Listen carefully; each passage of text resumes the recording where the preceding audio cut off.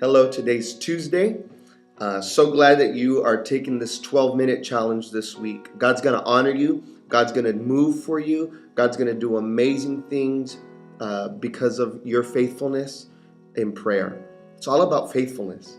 It's all about acknowledging that we need God and being faithful in our pursuit of God. That's what we're doing in prayer. We're pursuing God. We're wanting more of Him. We're telling Him, Lord, I'm not satisfied with where I am. I'm not satisfied with my relationship with you. There's got to be more, and I want the more that you have. I want to know you more. I want to experience you more. I'd like for us to just look at a very simple verse today. One verse, and we'll talk a little bit about it, but it's found in Luke chapter 5 and verse 16. It's found in Luke chapter 5 and verse 16. And basically, the scripture is relating something so simple that if we're not careful, we totally miss it. Okay, and we'll talk a little bit about that. But Luke chapter 5 and verse 16 says this: "But Jesus often withdrew to lonely places and prayed."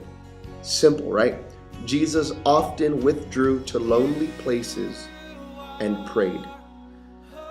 When we find this verse, it seems like it's a little bit oddly placed, because when we're reading Luke chapter 5, right before this verse, it's talking about a man with leprosy.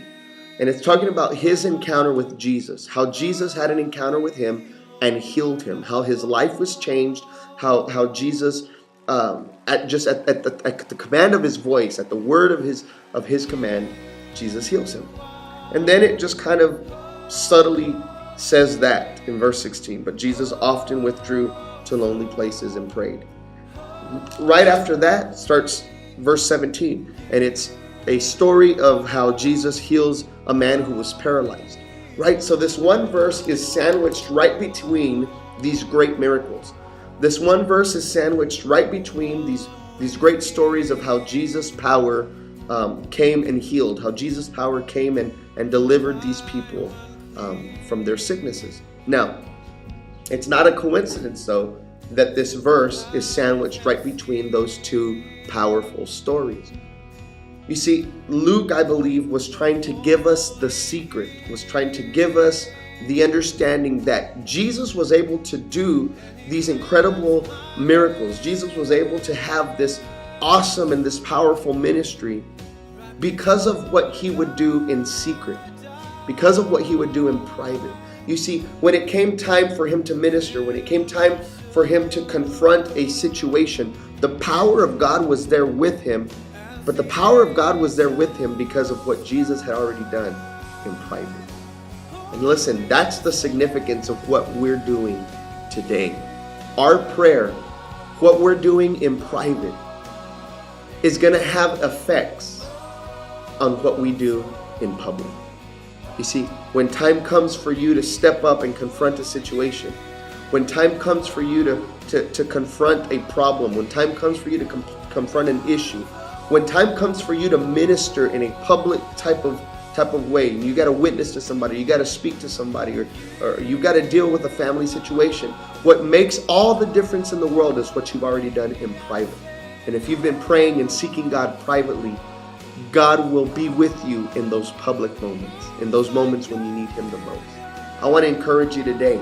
You know, when I was in Bible school several years back, there was this sign that I would always see in the library of our university. And the sign simply said, "Dynamic ministry flows from an intimate relationship."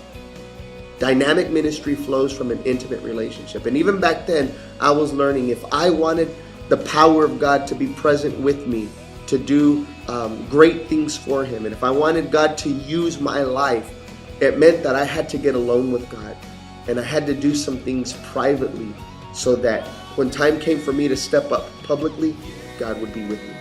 That's what I want you to take away today. As we're praying, as we're seeking God, it's so that I can have time alone with God the same way that Jesus did. And I'll have the assurance that when I'm doing this privately, when I need Him publicly, God will be there.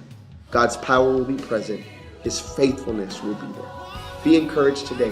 What you do in private, God will honor you, and He'll even honor you publicly. He'll use your life and He'll allow your life to make a difference in the lives of others.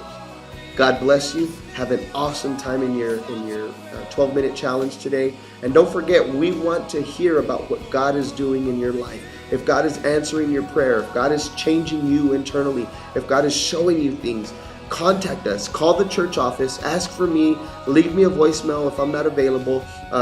Contact us through our church Facebook page or even on the Contact Us page on our church website. Let us hear from you. You need to testify about what God is doing.